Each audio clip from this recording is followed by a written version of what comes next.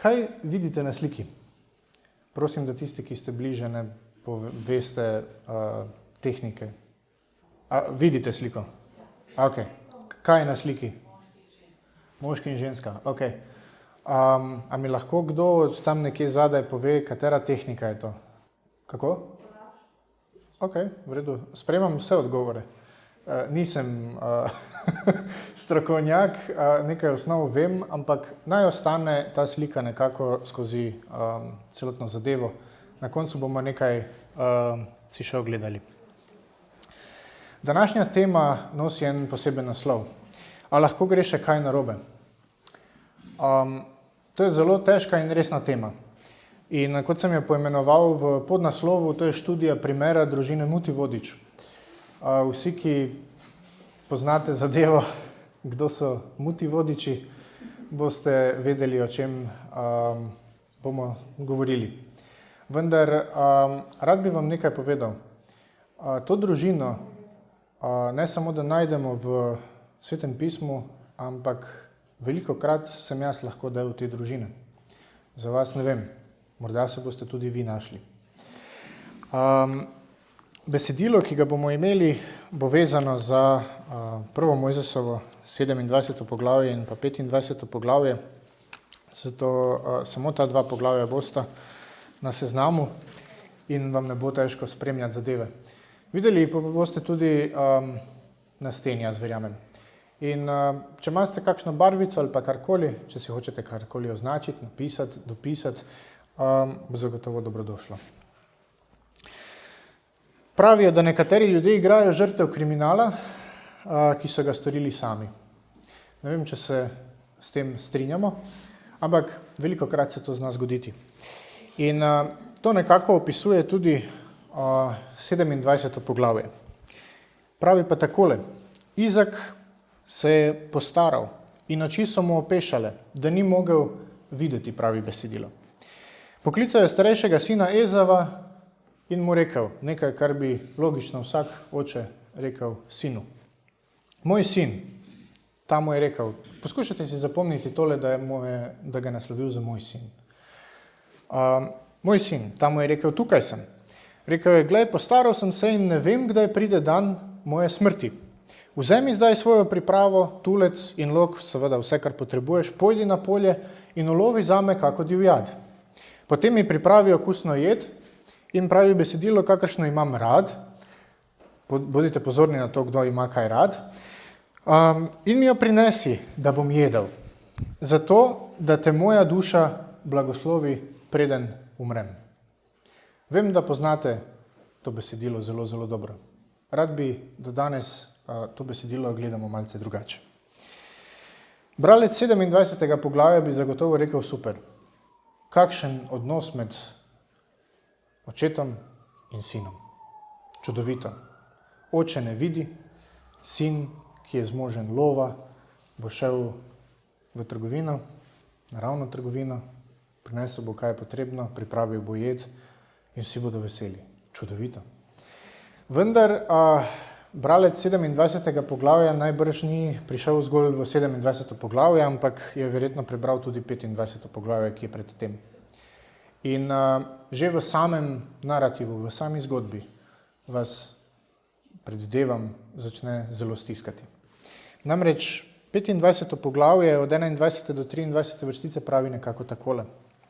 Izak, torej ta oče, ki se je postaral, ki več ni videl, predtem v 25. poglavju prosi Gospoda za ženo, ker je bila nerodovitna. In besedilo pravi, da ga je Bog uslišal. In žena, torej Rebeka, je spočela. In zanimivo je, da dokler sta se ona dva, kot pravi tukaj, pehala v njenem telesu, torej otroka, je rekla, če je tako, čemu naj še živim. Ona je v nekem depresivnem stanju in že vidimo določene težave. Tisto, kar je zelo, zelo pomembno, je stavek, ki sledi. Šla je vprašati za svet Gospoda. Jaz verjamem, da veliko nas sprašuje za svet Gospoda. Mislim, da je to ena od ključnih zadev, ki si je treba zapomniti v tem besedilu. Šla je in vprašala je Gospoda. In ne zgolj, da je vprašala gospoda, ampak dobila je tudi odgovor od gospoda. Namreč gospod je rekel v naslednji vrstici pravi, 2 naroda sta v tvojem telesu, 2 ljudstvi se bosta ločili iz tvojega naročja, eno bo močnejše od drugega in starejše bo služilo komu? Mlajšemu, tako je. Nekaj, kar po eni strani ni logično. Zakaj bi nekdo, ki je mlajši, bil nad starejšim? Vendar Bog pravi tako. In besedilo pravi naprej, da ko so se dnevi dopolnili, da bi rodila, rodila je dvojčka in pravi, da je en bil poraščen, imel je kožuh, drugi pa ni bil ravno takšen. In zanimivo, da Jakobu so dali torej ime Jakob, ki ne samo, da drži za peto, ampak kot pravi ta, ki vara. Ne vem, kako bi vam bilo, če bi starši dali ime ta, ki vara. Jaz ne vem, kako bi se počutil. Ko sta se rodile, je bil Izak star 60 let, torej človek, ki že ima določena leta. In dečka sta rasla in Ezau je postal izkušen lovec. Bil je človek polja, Jakob pa je bil miren človek in prebival je v šotorih. Torej, 2 popolnoma različna brata, vsak počne svojo stvar. Vendar nekaj, kar v besedilu ne izkoči, tako kot sem zdaj jaz tukaj naredil in z namenom sem naredil, Izak je ljubil Ezava, ker je imel rad divjačino. Rebeka pa je imela rajši tegale mlajšega, torej Jakoba. Zakaj to besedilo skoči ven iz Svetega pisma? Zato, ker v vsaki vrstici Svetega pisma vam ne bo pisalo, da se Gospod z nečim ne strinja. Ampak boste imeli možnost, da spremljate narativ, da spremljate zgodbo.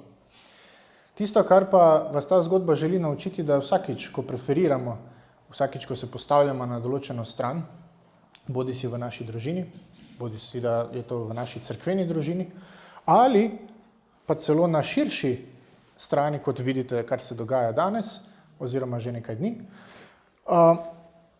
nekje poči. Nekje poči. In kar je najhuje, je to, da Satan za to zelo, zelo dobro ve. In ni čudno, da Satan napada družino. Celico, iz katere izhaja vse. Namreč, ne vem, če vemo in zagotovo vemo, da vzorec, ki ga imamo v družini, ga prinašamo v cerkveno družino. In vzorec, ki ga imamo v družini, ga prenašamo tudi v državno družino, nacionalno družino in še naprej. In ti vzorci se kopičijo. In to je lahko zelo nevarno. 25. poglavje seveda nadaljuje. Pravi, ko je nekoč Jakob skuhal jed, je prišel Ezau ves onemogel s polja. Torej, zdaj je fokus na bratih. Ezau je rekel Jakobu, daj mi, da pogoltnem malo tega rdečega, kaj ti ves onemogel sem. Zato je dobil ime Edom. Jakob je rekel, prej mi prodaj svojo pravico prvorojenstva. Na tej točki bi se rad ustavil. Rad bi vas vprašal, kaj je bilo obljubljeno Jakobu? Da bo starejši služil. Ali je bilo sploh kakršnokoli vprašanje prvorojenstva? Danes bomo analizirali tekst. Bilo je rečeno, da bo služil. Gospod ni definiral kako. Rekel je, starejši bo služil mlajšemu. Kaj počne mlajši? Kaj so prvorojenske? Tako 2/3 tistega, kar pač družina ima. To gre prvorojencu. 1/3 po svetopisemskem gre tistemu drugemu oziroma ostalim. In kaj sedaj se dogaja? Poglejte, niti ena, niti druga stran ni bela. To je tisto, kar vam besedilo govori. Niti ena, niti druga stran ni bela. Ni črno-bela pozicija. Zelo siva je na obeh.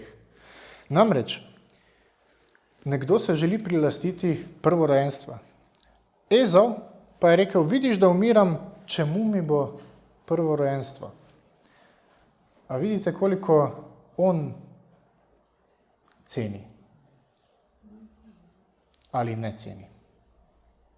Kolikokrat v naših družinah in v naši cerkveni družini ali skušamo profitirati, ali pa enostavno ne cenimo to, kar imamo. Besedilo gre še naprej. Jakob je rekel, prejmi prisezi, nekaj, kar bo zagotovo. To, če imam, potem bo. In mu je prisegel in prodal pravico prvorojenstva Jakobu. Jakob je potem Ezavu dal kruha in kuhane leče, pravi besedilo. In jedel je in pil je, nato pa je vstal in odšel. Tako malo, pravi besedilo, je Ezav ocenil pravico prvorojenstva. Moje vprašanje za vas je, oziroma niti ni vprašanje, to je trditev in upam, da se ne boste preveč borili z mano, ker sem privezan, kot sem rekel, na ta kabel. Vsak izmed nas ima ceno. In veste, kaj je najbolj žalostno? Da Satan ve našo ceno. Nekdo se bo prodal za 5 evrov, nekdo se bo za 50, nekdo za 5000. Obstajajo tudi tisti, ki se bodo za 5 milijonov ali pa več. Ampak veste kaj? Vsak izmed nas ima ceno. In veste, kaj še huje? Da jo Satan pozna. In še huje je to, da velikokrat v našem življenju prodamo tisto, kar nam je Jezus omogočil in dal. In daje. Za kos kruha in za eno žlico leče. Rebeka, vrnimo se nazaj v 27. poglavje. Rebeka pa je poslušala, kaj je Izak govoril sinu Ezavu. Če se še spomnite, ona dva sta govorila o blagoslovu, glede na to, da oče umira. Da vas vprašam, ali družinske stvari rešujete vsak v svoji sobi ali se dobite kot družina skupaj, pa to je veseli dogodek, ko se daje blagoslov. A vidite, da nič ne štima v tej družini. To je disfunkcionalna družina. In Ezav je odšel na polje, da bi ulovil in prinesel plen, Rebeka pa seveda teče sinu, teče svojemu ljubljenčku. In pravi, slišala sem, kaj je oče govoril, pazite, ne mojemu sinu, ampak tvojemu bratu. To je tvoj brat, to nima veze z mano, to je tvoj brat. Tvojemu bratu Ezavu. Rekel je, prinesi mi plen in mi pripravi okusno jed, da bom jedel in te blagoslovil pred Gospodom, preden umrem. In poglejte reakcijo, katero verjetno ne bi pričakovali. Mati ne bo šla in se ne bo ozrla Gospodu, ki je dal obljubo. Ampak pravi, zdaj pa, moj sin, poslušaj moj glas. Kaj ti zapovem? Pojdi k čredi in vzemi od tam 2 lepa kozlička, da jo pripravim za okusno jed, kakršno ima tvoj oče rad. Potem jo boš odnesel očetu, da bo jedel in te blagoslovil, preden umre. A vidite, da nekaj ne štima? A vidite, da ne štima nič? Nič ne štima tu. Zakaj? Zato, ker dokod bo nekdo šel s svojim grehom? Kako daleč bo nekdo zabredel ali kako globoko bo nekdo zabredel? In veste, kaj je odgovor? Vse do točke, ko mu zmanjka izgovor. Ko si nehate dajati izgovore, ko se nehate lagati sami sebe in druge, takrat več ne morete zabresti globje, kot ste ali kot smo. Čemu in zakaj? Nisem hotel dati zakaj in zato, ker to je že prodana, ampak čemu in zakaj? Vse dokler človek vidi večjo vrednost v grehu, ne bo posegel po Jezusu oziroma ne bo posegel po njegovi metodi. Ne rabite se strinjati z menoj, ampak to je tisto, kar besedilo pravi. In imamo trdne dokaze v Svetem pismu, ne samo tu v 27. poglavju, ampak v mnogih poglavjih od tu, še naprej. Zakaj? Na kakšen način bi Gospod dal Jakobu tisto, kar mu je obljubil? Ne vemo. Ampak Bog je imel načrt, kako bi to izpeljal. A je Rebeka naredila po svoje? Je. A veste, kaj je bilo obljubljeno Salomonu? Kaj je bilo obljubljeno Salomonu? Bogastvo? Ampak ne, pazite, ne njegovo samo bogastvo, ampak bogastvo, ko je kralj bogat, je tudi narod bogat. Torej, bilo je obljubljeno bogatstvo, bil je obljubljen mir in kaj še bilo obljubljeno? In modrost. Je bilo tako. Modrost prva, potem pa vse ostalo seveda. In kaj je naredil Salomon? A je počakal, da Gospod to zadevo vodi na svoj način? Je to res počakal? Jaz dvomim. Trgoval je z egipčanskimi konji, za katerega je Bog rekel, to ne delajte več, ne trgujte z Egipčani. To je naredil zakaj? Zato, ker je v tistem času to bilo najboljša možna varianta, kako na hitro biti bogat. Druga stvar, kako je vzpostavil mir? Poročal se je, najlažje se je poročiti in potem vas nihče ne napade zaradi tega, ker bo napadel lasten narod. Seveda. In kako je prišel do modrosti? Boste videli, da ja, Bog mu je dal modrost, ampak lahko bi mu dal veliko, veliko več. Če ne bi modrost iskal v Egiptu in v vseh ostalih narodih, okoliških kulturah, iskal njihove modrosti. Bog je vsekakor vodil in blagoslovil, koliko se je dalo. Ampak kakšen bi bil Izrael, če bi Salomon le poslušal Gospoda? Kako bi prišli tukaj do tega, kar je pač Gospod obljubil, če ne bi Rebeka naredila po svoje? In kar je najhuje, Jakob je rekel materi Rebeki: glej, moj brat Ezau je kosmat človek, jaz pa sem gladek. Jakob ni rekel mami: mama, se ti je vtrgalo, pa to ne moreva narediti. Ampak je rekel, kaj? Premišljuje, kaj bi lahko šlo narobe, takrat, ko počneš tisto, kaj ni prav. Takrat moraš še bolj premisliti vse korake. A je res? A ste kdaj kaj počeli narobe? A ste morali premisliti, kako boste kaj naredili, kako boste kaj ušpičili, ali ste kar tak? Če hočeš nekaj ušpičiti, moraš imeti svoje korake. To vidimo tukaj. In pravi: glej, moj brat Ezau je kosmat človek, jaz pa sem gladek. Prvi problem. Morda me oče potipa. Menil bo, da se norčujem iz njega in pazite, jaz ga bom varal, ampak namesto blagoslova bom dobil prekletstvo, samo če me dobi. In zanimivo je, da včasih, ali pa velikokrat, jaz za vas ne vem kako, ampak jaz poskušam nekaj, kar je prav in kar je obljubljeno, narediti na način, tako da bo to zagotovo tako, glede na to, da ne vidim, da Bog daje v tej smeri. In potem imam svojo pot. Ampak kljub svoji poti pričakujem blagoslov.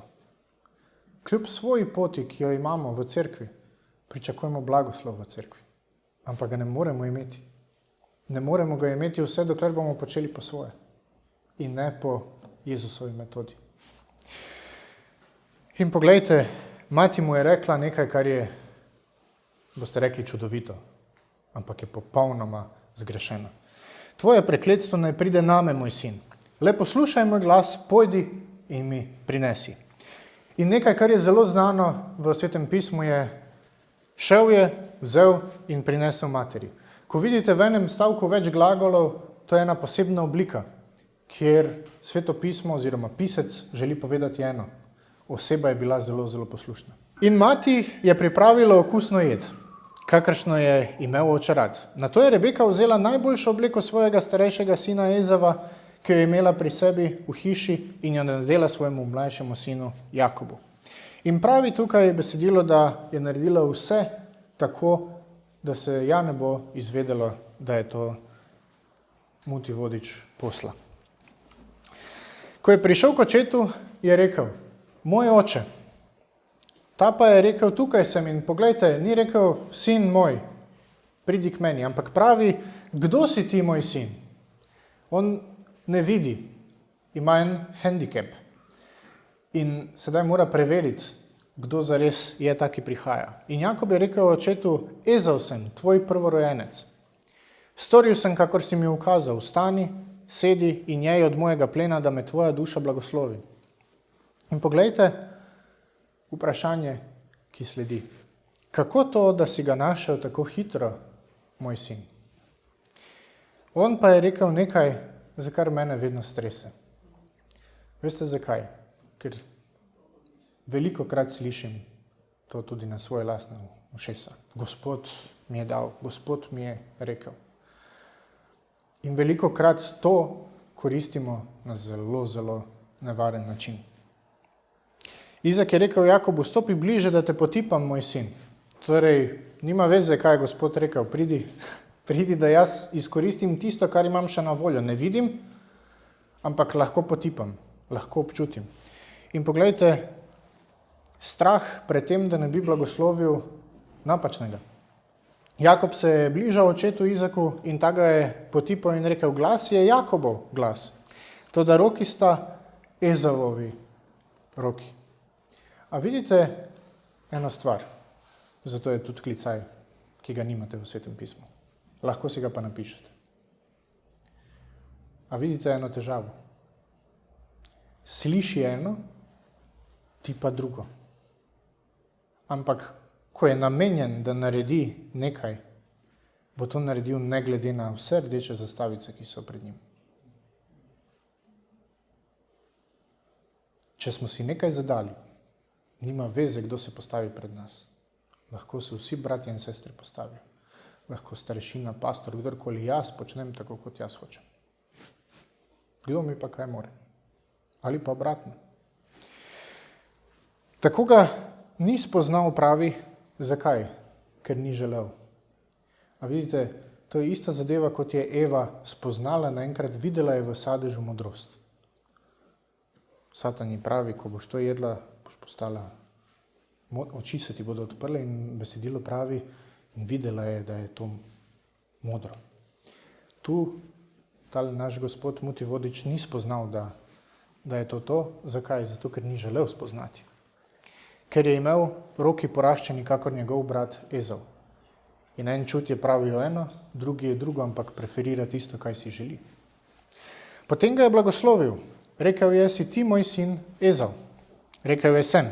Potem je rekel, daj mi bliže, da bom jedel od plena svojega sina in te moja duša blagoslovi. Postavil je jed preden in on je jedel. Prinesel mu je vina in seveda on je pil. Potem pa mu je oče rekel naslednje. Stopi sem in me poljubi, moj sin. In stopil je k njemu in ga poljubil. Tedaj je, pazite, začutil vonj njegove obleke. Še enkrat je poskušal se prepričati, ali je to zares sin, katerega on preferira. Ali je to zares njegov tim. Ali je to tisto, kar on želi. In seveda, ko je začutil vonj, ki je bil ta pravi, več rdeča zastavica tistega mirnega glaseka, našega malega Mutivodiča, več ni igralo vlogo. In pravi, blagoslovil ga je rekoč, glej, vonj mojega sina je kakor vonj polja, ki ga Gospod blagoslavlja. Bog ti daj rose neba in rodovitno zemljo in obilico žita in vina. Naj ti služijo ljudstva in se ti priklanjajo rodovi. Zagospoduj svojim bratom in priklanjajo, naj se ti sinovi tvoje matere. Preklet naj bo, kdor te preklinja, in blagoslavljen, kdor te blagoslavlja. In ko je celotna ta zadeva šla skozi, eden gre, drugi pride, kot nadaljevanka, izraelska nadaljevanka. In pravi, tudi on je pripravil okusno jed in jo prinesel očetu. Rekel je, stani moj oče in jej od plena svojega sina, da me tvoja duša blagoslovi. In poglejte reakcijo. Oče Izak pa mu je rekel, kdo si? Rekel je, tvoj prvorojeni sin Ezav sem. In poglejte besedilo naprej. Izak se je tedaj na moč prestrašil in moje vprašanje je, zakaj? Zakaj se je prestrašil? Ampak blagoslovil je tistega, kateremu je bilo obljubljeno nekaj. Zakaj se je prestrašil, če je naredil len tisto pravo stvar? Ker je ljubil. Ja. Vidite, zadeva je ravno ta. Mi lahko počnemo karkoli. Lahko se trudimo mutiti vodo. Ampak nekaj se bo zgodilo. Gospod je le nadvladal po eni strani. Ampak po drugi strani, kaj je bilo obljubljeno dejansko? A je bilo obljubljeno prvorojenstvo? Je bil obljubljen blagoslov? Kaj je bilo obljubljeno? Bilo je obljubljeno le, da bo starejši služil mlajšemu. Ja, tako. To je bilo obljubljeno. Ni bilo definirano, kaj točno. In pravi tole besedilo naprej. Pravi, blagoslovil sem ga in ostal bo blagoslovljen, torej ne morem te blagosloviti. In tisto, kar se seveda sliši je to, da nekdo glasno in bridko joče v tej hiši in pravi, blagoslovi tudi mene, oče. Ampak zaključek je, tvoj brat je prišel s prevaro in vzel tvoj blagoslov. In poglejte reakcijo tistega, ki je vsekakor delal tisto, kar ni potrebno. Sedaj nekako se delno trezni in pravi, ok, on me je 2-krat ogoljufal. Zakaj 2-krat? Prvič, vzel mi je pravico prvorojenstva, katerega je dejansko zaružil za kos kruha in žlico kuhane leče. Zdaj pa mi je vzel še blagoslov. Vse mu je vzel, kar mu je lahko vzel. In edino, kar še ostane, je to, da mu izreče njegov oče kaj? Blagoslov? Dejansko ne. Dejansko mu samo pove, kaj mu sledi. Da bo v resnici živel težko življenje, a hkrati, da bo služil bratu, ko pa se boš stresel, boš zlomil njegov jarem z vratu, pravi. In ali lahko gre še kaj narobe tudi v naših družinah ali v naši cerkveni družini? Ja, vedno lahko gre nekaj narobe. Vedno lahko gre še globje. Boljše vprašanje je, kdaj bomo nehali, kdaj bomo dali črto, povlekli črto in bomo rekli, ok, od tu naprej več ne želim na ta sistem. Želim po Jezusovi metodi. Želim, da stvar funkcionira. In veste, ta slika, ki je bila tukaj, to je slika, ki je posneta v enem od italijanskih muzejev. Takih slik imate mali milijon, to niti ni slika. To je, ne vem, kako se točno reče. Ampak tisto, kar vidite okoli, je zlomljeno steklo. Veste, to je steklo, ki ga nihče več ne potrebuje. Tisto, kar lahko vidite malo bliže, če pogledate, lasje od te gospe so od zlomljenih delčkov plastike, ki jo uporabljajo elektroinštalaterji. Če pogledate še malo bliže, boste videli, da je veliko plastike. Naprimer, tu vidite en enter od tipkovnice, pa backspace, pa še kakšna levo, pa desno, pa gor, pa dol, tista tipka se najde. Marsikaj, kar ljudje več ne uporabljajo, ker je že to na nekem smetišču končalo. In umetniki so vzeli različne komponente, čisto na koncu spodaj, tukaj lahko vidite grafične kartice ali pa rame ali pa tisto, kar več ni uporabno. Iz tega so naredili eno ogromno umetnost, bi jaz rekel. Da ne boste mislili, da je samo plastika. Obstaja ena slika, lahko bi vam zdaj še pol ure razlagal, kaj vse obstaja, tam od rabljenih kravat, veste. Ko pastori zavržejo kravate, potem to vzamejo in tam naredijo sliko.